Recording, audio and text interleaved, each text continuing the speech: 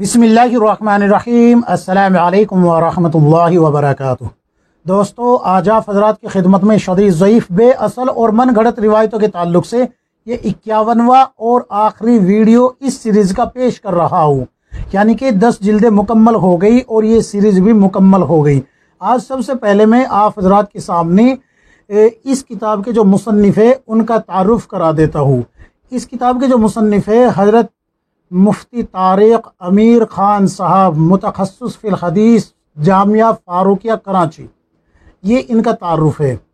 یہ جامعہ فاروقیہ کراچی کوئی چھوٹا موٹا مدرسہ نہیں ہے، بلکہ جیسے ہمارے ملک ہندوستان میں دارالعلوم دیوبند ہے، مظاہر العلوم ہے، شاہی مراد آباد ہے، ندوۃ العلماء ہے، عقل قوا والے ہے، تو اس طریقے سے یہ بھی بڑا مدرسہ ہے۔ اور اس کتاب کو لکھنے والے جو مصنف ہے وہ تو میں نے بتا ہی دیا ہے، مفتی طارق امیر خان صاحب، لیکن اس کتاب کی جو تقریض کی ہے وہ بڑے زبردست پائے کے عالم بھی ہے، اور آپ جان کر حیران ہوگے کہ وہ مناظر بھی ہے، اور حضرت شیخ الحدیث حضرت مولانا منظور مینگل حفیظ اللہ کے استاد بھی ہے۔ کون ہے وہ؟ حضرت مولانا سلیم اللہ خان صاحب۔ حضرت مولانا سلیم اللہ خان صاحب رحمۃ اللہ علیہ اس کی تقریض کرنے والے ہیں، اور ان کا ساتھ دینے والے کون ہیں؟ حضرت مولانا نور البشر صاحب حفیظ اللہ، جو کہ جامعہ فاروقیہ سے ہی تعلق رکھتے ہیں اور وہ حدیث پڑھاتے ہیں۔ تو اتنا تعارف کافی سمجھتا ہوں میں اس کتاب کے تعلق۔ تو آج کی سب سے پہلی روایت ہے، فرمایا رسول اللہ صلی اللہ علیہ وسلم نے، یہ عید اس کے لیے ہے جو وعید سے ڈرا، نہ کہ اس کے لیے جس نے عمدہ اور نئے کپڑے پہن لیے۔ روایت کا حکم کیا ہے؟ تلاش بسیار کے باوجود یہ روایت سندن تاحال کہیں نہیں مل سکی، لہذا اس کو بیان نہ کیا جائے۔ اگلی روایت بھی سن لیجئے۔ اوپر والا جنتی کروٹ بدلے گا، نیچے والے جنتی کو خوشبو آئے گی، وہ فرشتوں سے پوچھے گا یہ خوشبو کیسی؟ فرشتے عرض کریں گے اوپر والے جنتی نے کروٹ لی ہے، اس کی خوشبو ہے۔ وہ پوچھے گا اوپر والے درجے کے جنتی کا عمل کیا مجھ سے زیادہ تھا؟ جواب ملے گا اس نے ایک مرتبہ تجھ سے سبحان اللہ زیادہ کہا تھا۔ اس روایت کے بارے میں حکم کیا ہے؟ تلاش بسیار کے باوجود یہ روایت سندن تاحال کہیں نہیں مل سکی، لہذا اس کو بیان نہ کیا جائے۔ اگلی روایت بھی سن لیجئے۔ حضرت شیمہ رضی اللہ عنہ کا بکریاں چرانے کے لیے والدہ کو اپنے رضائی بھائی محمد صلی اللہ علیہ وسلم کو اپنے ساتھ بھیجنے کا کہنا، اور وجہ یہ بتانا کہ بکریاں جلدی سے چر کر بھائی کے پاس آ کر بیٹھ جاتی ہے اور ان کا چہرہ دیکھتی رہتی ہے۔ یہ مشہور واقعہ ہے کہ حضرت شیمہ رضی اللہ عنہ آپ صلی اللہ علیہ وسلم کو اپنے ساتھ لے جانے کی ضد کرتی ہے، اور حضرت جو حلیمہ ہیں وہ کہتی ہے کہ یہ چھوٹے بچے ہیں، ان کو کہاں لے کے جائے گی، لیکن حضرت شیمہ رضی اللہ عنہ ضد کرتی ہے اور پھر بتاتی ہے کہ آپ صلی اللہ علیہ وسلم کے پاس آ کے بکریاں بیٹھ جاتی ہے، میں رسول اللہ صلی اللہ علیہ وسلم کو گود میں لیے رہتی ہوں، بکریاں چر کے سب واپس آ جاتی ہے، پیچھے بھاگنا نہیں پڑتا، اور سب آ کے بیٹھ جاتی ہے اور آپ صلی اللہ علیہ وسلم کے چہرہ انوار کو دیکھتی رہتی ہے۔ تو اس روایت کے بارے میں حکم کیا ہے؟ تلاش بسیار کے باوجود یہ روایت سندن تاحال کہیں نہیں مل سکی، لہذا اس کو بھی سند ملنے تک بیان نہ کیا جائے۔ اگلی روایت بھی سن لیجئے۔ ایک بچے کا اپنی ماں کے لیے لباس لینے کے لیے چچا کے پاس جانا اور چچا کا لباس دینے سے انکار کرنا، پھر بچے کا کسی کے کہنے پر آپ صلی اللہ علیہ وسلم کے پاس جا کر لباس کا مطالبہ کرنا، اور ساتھ میں یہ کہنا کہ میں آپ کا اسلام قبول نہیں کروں گا۔ حضور صلی اللہ علیہ وسلم کا اس بچے کو اپنی چادر دینا، اس پر اس بچے کی ماں کا کہنا کہ حضور صلی اللہ علیہ وسلم کے اسلام کو قبول کرنا چاہیے۔ یہ مکہ مکرمہ شہر کا واقعہ بیان کیا جاتا ہے کہ اس وقت جو ہے مکہ مکرمہ میں اسلام تو کمزور تھا ہی، تو رسول اللہ صلی اللہ علیہ وسلم بیت اللہ میں بیٹھے ہوئے تھے، تو ایک بچہ جو ہے اپنے چچا کے پاس جاتا ہے اپنی بیوہ والدہ کے لیے لباس مانگنے، جو کہ اس کی والدہ کے جو پرانے کپڑے تھے وہ بوسیدہ ہو جاتے ہیں، پھٹ جاتے ہیں، تو چچا جو ہے جھڑک دیتا ہے، بھگا دیتا ہے، کیوں؟ یتیم تھا بھتیجا، تو کوئی قدر نہیں کرتا۔ تو ایک شخص راستے میں ملتا ہے اس بچے کو روتے ہوئے کو، اور وہ کہتا ہے تجھے لباس تو مل جائے گا لیکن فلاں شخص کے پاس ملے گا اور وہ اپنا دین قبول کرنے کے لیے کہے گا، لہذا لباس دے دے گا وہ، لیکن اس کا دین قبول نہ کرنا۔ تو یہ بچہ پہلے اپنی والدہ کے پاس جاتا ہے اور اپنے چچا نے جو اس کے ساتھ کیا ہے وہ بتاتا ہے، لیکن والدہ کو بوسیدہ کپڑے میں، پھٹے پھٹے کپڑے میں دیکھنا گوارا نہیں کرتا۔ آخرکار رسول اللہ صلی اللہ علیہ وسلم کے پاس جاتا ہے اور رسول اللہ صلی اللہ علیہ وسلم کے پاس جا کے کہتا ہے کہ میں اپنی ایک غرض سے آیا ہوں لیکن اسلام قبول نہیں کروں گا۔ یہ بچہ کہتا ہے اسلام قبول نہیں کروں گا، تو رسول اللہ صلی اللہ علیہ وسلم مسکراتے اور پوچھتے ہیں بچے کیا چاہتے ہو؟ تو وہ کہتا ہے میری والدہ کے پاس لباس نہیں ہے، لہذا مجھے میری والدہ کے لیے لباس دے دیجیے۔ تو رسول اللہ صلی اللہ علیہ وسلم اپنی رحمت والی چادر اتار کے دے دیتے ہیں۔ یہ بچہ لے کے جاتا ہے اور اپنی والدہ کو دے دیتا ہے۔ تو والدہ محترمہ کہتی ہے کہ کیا تم نے اسلام قبول کر لیا؟ یہ بچہ کہتا ہے میں نے پہلے ہی کہہ دیا تھا کہ میں تمہارا مذہب قبول نہیں کروں گا۔ تو یہ والدہ اس کی بچے کی کہتی ہے کہ اسلام قبول کرنا چاہیے، جس نے اپنی رحمت کی چادر اتار کے ہمارے سر پہ ڈال دی، اگر اس کا بھی مذہب قبول نہیں کریں گے تو پھر بتوں کی پوجا کرنے میں ہی موت آ جائے گی۔ تو اس روایت کے بارے میں حکم کیا ہے؟ تلاش بسیار کے باوجود یہ روایت سندن تاحال کہیں نہیں مل سکی، لہذا اس کو بھی بیان نہ کیا جائے جب تک کہ اس کی کوئی معتبر سند نہ ملے۔ اگلی روایت بھی سن لیجئے۔ نبی علیہ الصلوۃ والسلام نے فرمایا وضو مومین کا ہتھیار ہے۔ بڑا مشہور ہے نا یہ، وضو مومین کا ہتھیار ہے۔ اس کے بارے میں حکم یہ ہے کہ تلاش بسیار کے باوجود یہ روایت کہیں نہیں مل سکی، لہذا اس کو بھی بیان نہ کیا جائے۔ اگلی روایت بھی سن لیجئے۔ نبی صلی اللہ علیہ وسلم نے فرمایا جس گھر میں یہ آیت پڑھی جائے شیطان اس گھر سے 3 دن یا 30 دن دور رہتا ہے، اور اس گھر میں 40 راتوں تک کوئی جادوگرنی اور جادوگر داخل نہیں ہو سکتا۔ اے علی تم اپنے اہل و عیال اور اپنے پڑوسیوں کو آیت الکرسی سکھاؤ، اس سے بڑی کوئی آیت نازل نہیں ہوئی۔ تو اس روایت کے بارے میں حکم کیا ہے؟ حافظ ابن حجر عسقلانی رحمۃ اللہ علیہ فرماتے ہیں مجھے یہ روایت نہیں مل سکی، نیز یہ روایت تلاش بسیار کے باوجود مذکورہ الفاظ و سیاق کے ساتھ سندن نہیں ملتی، اسی لیے سند ملنے تک اسے بیان کرنا موقوف رکھا جائے۔ یہ روایت تو نہیں ملتی، لیکن آیت الکرسی سب سے بڑی آیت ہے، یہ جو ہے آپ کو مسلم شریف کی روایت میں مل جائے گا۔ اسی طریقے سے اس کے فضائل جو ہے، یعنی کہ دوسرے فضائل کے شیطان قابو نہیں پائے گا، اور فرشتہ جو ہے اللہ تبارک و تعالیٰ ایک فرشتہ مقرر کر دے گا صبح تک کے لیے، تو وہ روایتیں ملتی ہے، وہ صحیح ہے بالکل اپنی جگہ۔ جیسے کہ آپ صلی اللہ علیہ وسلم نے ایک صحابی سے پوچھا کہ قرآن کریم کی سب سے بڑی آیت کون سی ہے؟ تو وہ صحابی کہتے ہیں اللہ اور اس کے رسول ہی سے بہتر جانتے ہیں۔ تو رسول اللہ صلی اللہ علیہ وسلم پھر سے پوچھتے ہیں کہ قرآن کریم کی سب سے بڑی آیت کون سی ہے؟ تو دوسری مرتبہ وہ صحابی یہی کہہ دیتے ہیں۔ تیسری مرتبہ جب رسول اللہ صلی اللہ علیہ وسلم پوچھتے ہیں تو وہ صحابی کہتے ہیں اللہ لا الہ الا هو الحی القیوم، کہ آیت الکرسی۔ تو آپ صلی اللہ علیہ وسلم اس کے سینے پہ ہاتھ مارتے ہیں ان صحابی کے رضی اللہ عنہ، اور کہتے ہیں کہ اے صحابی تمہیں علم مبارک ہو۔ تو ایک تو یہ ایک وہ روایت ہے کہ حضرت ابو ہریرہ رضی اللہ عنہ کو آپ صلی اللہ علیہ وسلم نے غلے پہ جو صدقے کا مال ہوتا ہے اس پہ مقرر کیا تھا حفاظت کے لیے، تو شیطان وہاں آتا ہے انسانی شکل میں اور وہ غلہ بھر بھر کے لے جانا شروع کرتا ہے۔ تو بڑا طویل واقعہ ہے، یہ آپ لوگوں نے سنا بھی ہوگا، منتخبہ حدیث میں بھی آپ کو یہ دونوں روایتیں مل جائے گی جو میں بیان کر رہا ہوں، تو ان کو بیان کرنے کی اجازت ہے۔ شیطان آخر میں جب پکڑا جاتا ہے 2 مرتبہ تو چھوڑ دیتے ہیں حضرت ابو ہریرہ رضی اللہ عنہ، لیکن تیسری مرتبہ جب پکڑتے ہیں تو کہتے ہیں اب کی بار میں ضرور رسول اللہ صلی اللہ علیہ وسلم کے سامنے تجھے پیش کروں گا۔ تو وہ کہتا ہے میں تمہیں ایک آیت بتاتا ہوں جس کو تم تلاوت کرو گے تو تمہارے گھر میں شیطان نہیں گھسے گا، اور جو ہے صبح تک اللہ تبارک و تعالیٰ تمہاری حفاظت کے لیے فرشتے مقرر کر دے گا۔ تو رسول اللہ صلی اللہ علیہ وسلم فرماتے ہیں وہ سچ کہہ گیا، اگرچہ بولتا جھوٹ تھا لیکن ہے جھوٹا، لیکن یہاں سچ بول گیا۔ تو وہ مسلم شریف میں وہ بھی آتی ہے۔ تو یہ 2 روایتیں ہیں، ان کو بیان کریں۔ اس کے علاوہ آیت الکرسی کے فضائل میں اور بھی بہت ساری روایتیں ہیں، ان کو بیان کریں، لیکن یہ والی روایت نہیں مل پا رہی، لہذا اس کو بیان نہ کریں۔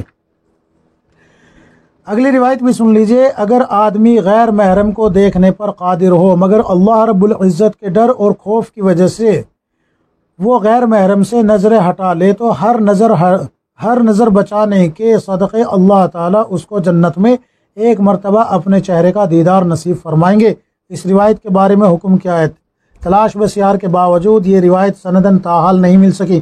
یاد رکھیں یہ والی روایت، کہیں ایسا نہ ہو کہ یہ سمجھنے لگو کہ جنت میں اللہ کا دیدار نہیں ہوگا، ہوگا بھائی، ہوگا، ضرور ہوگا، لیکن یہ روایت جو ہے اس کے بارے میں حکم یہ آیا کہ تلاش بسیار کے باوجود یہ روایت سندن تاحال کہیں نہیں مل سکی، لہذا اس کو بیان نہ کیا جائے۔ اگلی روایت بھی سن لیجئے۔ رسول اللہ صلی اللہ علیہ وسلم نے فرمایا قیامت کے دن لوگوں میں سب سے زیادہ عذاب اس شخص کو ہوگا جس نے اپنے گھر والوں کو علم سے بے خبر رکھا، علم سے بے خبر رکھا۔ اس روایت کے بارے میں حکم کیا ہے؟ اس روایت کے بارے میں حکم یہ ہے تلاش بسیار کے باوجود یہ روایت سندن تاحال کہیں نہیں مل سکی، اور جب تک اس کی کوئی معتبر سند نہ ملے اس کو جو ہے بیان نہ کیا جائے۔ یاد رکھیں یہ روایت آپ کو بہت ساری کتابوں میں مل جائے گی، جیسے کہ سراج المنیر میں بھی مل جائے گی، اسی طریقے سے روح البیان میں مل جائے گی، روح المعانی میں مل جائے گی، یعنی کہ اتنی بڑی بڑی تفسیر کی کتابوں میں ہے یہ، لیکن سند کے ساتھ نہیں ہے، ڈائریکٹ آتی ہے قال النبی صلی اللہ علیہ وسلم، اس طریقے سے آتی ہے، تو سند نہیں مل پا رہی۔ اگلی روایت بھی سن لیجئے۔ رسول اللہ صلی اللہ علیہ وسلم کا ارشاد ہے جب قیامت کے دن تمام لوگ میدان محشر میں ہوں گے تو بچھو کی نسل کا ایک جانور نکلے گا جس کا نام حریش ہوگا، اس کا سر آسمان پر ہوگا اور اس کی دم زمین پر ہوگی، اور وہ 70 مرتبہ آواز لگائے گا کہاں ہے وہ لوگ جنہوں نے اللہ رب العالمین کو مقابلے کی دعوت دی ہے، اور کہاں ہیں وہ لوگ جنہوں نے اللہ تعالیٰ سے جنگ کا اعلان کیا ہے۔ جبرائیل علیہ السلام کے پوچھنے پر وہ جانور 5 قسم کے لوگوں کو سزا دینے کا کہے گا۔ نمبر 1 نماز چھوڑنے والا، نمبر 2 زکوٰۃ نہ دینے والا، نمبر 3 شراب پینے والا، نمبر 4 سود کھانے والا، اور نمبر 5 مسجد میں دنیا کی باتیں کرنے والا۔ اس روایت کے بارے میں حکم کیا ہے؟ تلاش بسیار کے باوجود یہ روایت سندن تاحال کہیں نہیں مل سکی، اور جب تک اس کی کوئی معتبر سند نہ ملے رسول اللہ صلی اللہ علیہ وسلم کے انتصاب سے بیان نہ کی جائے۔ اگلی روایت بھی سن لیجئے۔ نبی صلی اللہ علیہ وسلم نے فرمایا میں نے ایک عورت کو دیکھا جسے لایا گیا اور اسے میزان کے ایک پلڑے پر ڈال دیا گیا اور دوسرے پلڑے پر احد پہاڑ کو رکھ دیا گیا، تو وہ عورت احد پہاڑ سے بھی زیادہ بھاری نکلی۔ لوگوں نے کہا ہم نے تو کبھی ایسا نہیں دیکھا کہ ایک عورت احد پہاڑ سے بھی زیادہ بھاری ہو۔ ان کو بتایا گیا اس عورت کے 12 بچے فوت ہو گئی، یہ آہیں لیے جاتی اور آنسو روک لیتی تھی، اس کے صبر کی وجہ سے اللہ تعالیٰ نے اسے احد پہاڑ سے زیادہ بھاری کر دیا، یعنی کہ اعمال کے اعتبار سے اس کے اعمال اتنے بھاری ہو گئے کہ احد پہاڑ سے بھی زیادہ بھاری ہو گئے۔ کیوں؟ اس لیے کہ اس کے 12 بچے فوت ہوئے ہیں اور اس نے صبر کیا ہے، روئی نہیں ہے، آہ تو نکلتی تھی لیکن روتی نہیں تھی۔ تو اس روایت کے بارے میں حکم کیا ہے؟ تلاش بسیار کے باوجود یہ روایت زیر بحث روایت سندن آپ صلی اللہ علیہ وسلم کے قول کے طور پر نہیں ملتی۔ تلاش بسیار کے باوجود یہ روایت آپ صلی اللہ علیہ وسلم کے قول کے طور پر نہیں ملتی، اس لیے اسے سند ملنے تک آپ صلی اللہ علیہ وسلم کے انتصاب سے بیان کرنا موقوف رکھا جائے۔ تاہم یہی روایت بکر بن عبداللہ رحمۃ اللہ علیہ کے قول کے طور پر ملتی ہے، اس لیے اسے بکر بن عبداللہ رحمۃ اللہ علیہ کے قول کے طور پر بیان کیا جا سکتا ہے، واللہ اعلم۔ اگلی روایت بھی سن لیجئے۔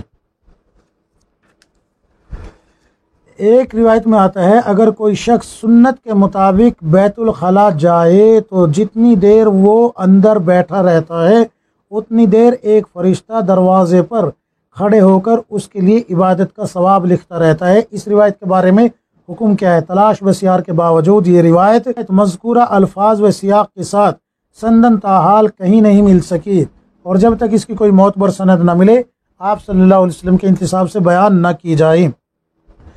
اگلی روایت بھی سن لیجئے۔ حسان بن ثابت رضی اللہ عنہ فرماتے ہیں جب میں نے آپ صلی اللہ علیہ وسلم کے چہرے کے انوار کی طرف دیکھا تو میں نے اپنے ہاتھوں کو اپنی آنکھوں پر رکھ لیا کہ کہیں میری بینائی نہ چلی جائے، یعنی کہ آپ صلی اللہ علیہ وسلم کا چہرہ انوار اتنا روشن تھا کہ حضرت حسان بن ثابت رضی اللہ عنہ تاب نہ لا سکے اور آنکھوں پر ہاتھ رکھ لیا کہ کہیں بینائی نہ چلی جائے۔ تو اس روایت کے بارے میں کیا حکم ہے؟ اس روایت کے بارے میں حکم یہ ہے تلاش بسیار کے باوجود یہ روایت سندن تاحال کہیں نہیں مل سکی، اور جب تک اس کی کوئی معتبر سند نہ ملے رسول اللہ صلی اللہ علیہ وسلم کے انتصاب سے بیان نہ کی جائے۔ اگلی روایت بھی سن لیجئے۔ حدیث پاک میں آیا ہے جو بندہ ملتزم سے لپٹ گیا وہ ایسا ہے جیسے اس نے اللہ تعالیٰ کے ساتھ معانقہ کیا۔ اس روایت کے بارے میں حکم کیا ہے؟ تلاش بسیار کے باوجود یہ روایت سندن تاحال کہیں نہیں مل سکی، لہذا اس کو بیان نہ کیا جائے۔ اگلی روایت بھی سن لیجئے۔ مسجد میں دنیا کی غیر ضروری باتیں کرنا ایسا ہے جیسے مسجد میں خنزیر ذبح کرنا۔ اس روایت کے بارے میں حکم کیا ہے؟ تلاش بسیار کے باوجود یہ روایت سندن تاحال کہیں نہیں مل سکی، اور جب تک اس کی کوئی معتبر سند نہ ملے اسے آپ صلی اللہ علیہ وسلم کے انتصاب سے بیان نہیں کر سکتے۔ البتہ مستدرک حاکم میں ایک روایت ہے، حضرت انس بن مالک رضی اللہ عنہ فرماتے ہیں کہ رسول اللہ صلی اللہ علیہ وسلم نے ارشاد فرمایا، لوگوں پر ایک ایسا زمانہ آئے گا کہ وہ مساجد میں حلقہ بنا کر بیٹھیں گے اور ان کا مقصد صرف دنیا ہوگی، اللہ تعالیٰ کو ان لوگوں کی کوئی ضرورت نہیں ہے، چنانچہ تم لوگوں کے ساتھ مت بیٹھنا، تم ان لوگوں کے ساتھ مت بیٹھنا۔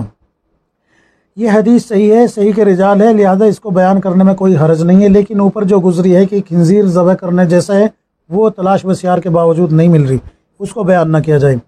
اگلی روایت بھی سن لیجئے۔ حضور صلی اللہ علیہ وسلم کا ارشاد ہے، جو عورت اس لیے بنے سنورے کہ اسے کوئی غیر محرم محبت کی نظر سے دیکھے، اللہ رب العزت فیصلہ کر لیتے ہیں کہ میں قیامت کے دن اس کی طرف محبت کی نظر سے نہیں دیکھوں گا، اور جو مرد اس لیے بنے سنورے کہ اسے کوئی غیر محرم عورت محبت کی نظر سے دیکھے، اسے بھی اللہ تعالیٰ قیامت کے دن محبت کی نظر سے نہیں دیکھے گا۔ اس روایت کے بارے میں حکم یہ ہے کہ تلاش بسیار کے باوجود یہ روایت سندن تاحال کہیں نہیں مل سکی، لہذا اس کو بیان نہ کیا جائے۔ البتہ ایک روایت ہے جو کہ آپ کو مسلم شریف میں مل جائے گی، وہ روایت یہ ہے، حضرت ابو ہریرہ رضی اللہ عنہ سے روایت ہے کہ وہ فرماتے ہیں رسول اللہ صلی اللہ علیہ وسلم نے فرمایا، جہنمیوں کی دو قسمیں ہیں جن کو میں نے نہیں دیکھا، کچھ لوگوں کے پاس گائے کی دموں کی طرح کوڑے ہوں گے جن سے وہ لوگوں کو ماریں گے، اور کچھ عورتیں کپڑے پہننے کے باوجود ننگی ہوگی، وہ مائل ہونے والی اور دوسروں کو اپنی طرف مائل کرنے والی ہوگی، ان کے سر بختی اونٹوں کے کوہان کی طرح جھکے ہوئے ہوں گے، یہ نہ تو جنت میں داخل ہوگی اور نہ اس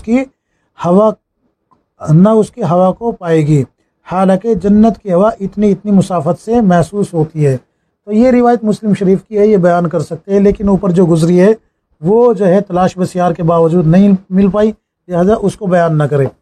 اگلی روایت بھی سن لیجئے۔ نبی صلی اللہ علیہ وسلم نے فرمایا، مجھے جبرائیل علیہ السلام نے قیامت کے دن کی ہولناکیوں سے اتنا ڈرایا کہ میں رونے لگ گیا۔ میں نے کہا، اے میرے دوست جبرائیل علیہ السلام، کیا اللہ رب العزت نے میرے اگلے پچھلے گناہوں کو معاف نہیں کر دیا؟ یہ بات سن کر جبرائیل علیہ السلام نے جواب دیا، اے محمد صلی اللہ علیہ وسلم، قیامت کے دن آپ ہیبت کے ایسے احوال دیکھیں گے کہ آپ قیامت کی مغفرت کو بھول جائیں گے۔ نبی صلی اللہ علیہ وسلم یہ بات سن کر اتنا روئے کہ آپ صلی اللہ علیہ وسلم کے آنسو آپ کے مبارک ریش پر بہنے لگے، یعنی کہ داڑھی مبارک کو تر کر گئے۔ اس روایت کے بارے میں حکم کیا ہے؟ تلاش بسیار کے باوجود یہ روایت سندن تاحال کہیں نہیں مل سکی، اور جب تک اس کی کوئی معتبر سند نہ ملے رسول اللہ صلی اللہ علیہ وسلم کے انتصاب سے بیان نہ کی جائے۔ اگلی روایت بھی سن لیجئے۔ آپ صلی اللہ علیہ وسلم کا قول ہے، بھوک خدائی غذا ہے، اس سے صدیقین کے بدن زندگی پاتے ہیں۔ اس روایت کے بارے میں حکم کیا ہے؟ عارف باللہ مولانا جلال الدین محمد رومی رحمۃ اللہ علیہ مثنوی میں فرماتے ہیں اس روایت کو کہ آپ صلی اللہ علیہ وسلم کا قول ہے، بھوک خدائی غذا ہے، اس سے صدیقین کے بدن زندگی پاتے ہیں۔ اس روایت کے بارے میں حکم یہ ہے، تلاش بسیار کے باوجود یہ روایت سندن تاحال کہیں نہیں مل سکی، اور جب تک اس کی کوئی معتبر سند نہ ملے اس کو آپ صلی اللہ علیہ وسلم کے انتصاب سے بیان نہ کیا جائے۔ اگلی اور آخری روایت بھی سن لیجئے۔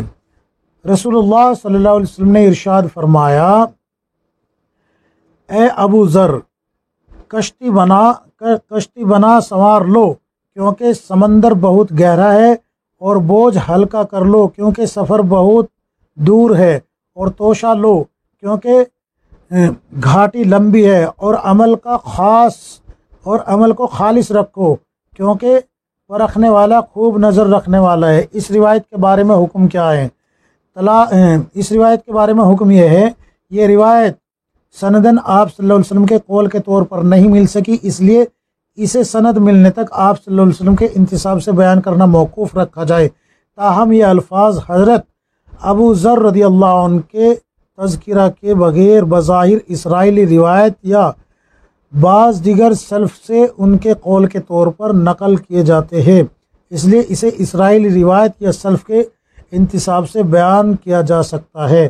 مطلب یہ ہے کہ نہ ہی تو یہ حضرت ابو ذر رضی اللہ عنہ کا قول ہے اور نہ ہی رسول اللہ صلی اللہ علیہ وسلم کی حدیث ہے، بلکہ سلف صالحین کے اقوال ہے، یا پھر جو ہے بنی اسرائیل کے اقوال، یا بنی اسرائیل یا اسرائیلی روایت کہہ کے اس کو بیان کیا جا سکتا ہے۔